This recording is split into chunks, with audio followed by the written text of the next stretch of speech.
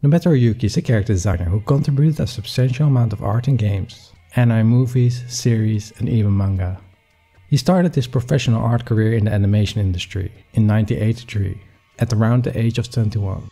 He got into anime just the right time to land some of the biggest credits anyone could ask for, working as an animator on heavy hitters like Super Dimension Century August, Elgine, the Macross movie, Fist of the North Star, Dirty Pair, Megazone 23 and Wings of Honomise. After 4 years in the industry, he proved himself as a character designer. However, most of his early designs were based on established mangas. That said, his first OVA was Battle Royale High School, and the animes Angel Cop, Cleopatra GC, Skibandika and the 5-Star Stories. His success got him into larger projects such as one of my personal favorites, Record of Lodoss War. And although these characters were based on mangas, his own takes were definitely memorable. His works can be defined as typical 90s style. Big cheeks, eyes and laser sharp noses. Worth to mention, he also became more involved as an animation director. Following the anime The Weathered Continent, Nobuteru worked on the Battle Angel Alita OVA, which was based on the popular manga series. Actually, he also got involved in the manga industry, with Vaelber Saga. And here you can see the appeal of his traditional art skills. He mainly favors to use warm color tones for his works, thin line art and line hatching to indicate shadows. And you guessed it, the game industry couldn't avoid his talent as well. His first project was the character design for Kaiser Knuckle in '94. But more importantly, he did one of my favorite SNES titles, Seiken Densetsu 3. What I personally like about his art style is that he is great in immersive illustrations, creating a believable scene applicable to the characters.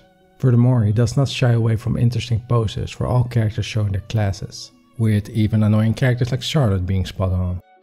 He was asked to work on the Vision of Escaflowne, a fantasy mecha series which got its own movie in the early 2000s.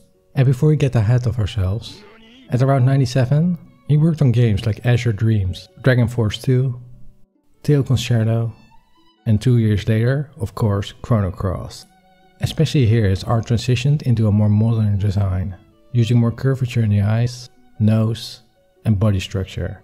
During the late 90s, he got more involved in character design and anime content such as Axe, which reminds me of Clam Studios' character designs.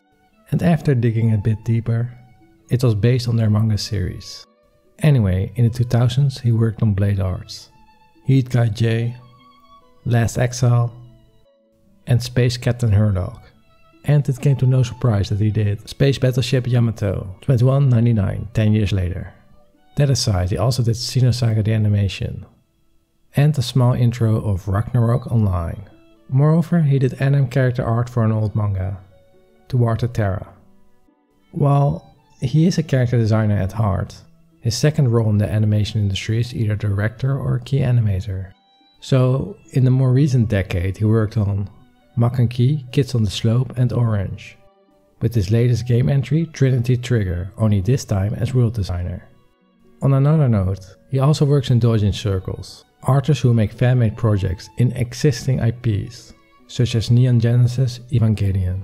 Furthermore, he has his art displayed in a quite array of art books for anyone to enjoy.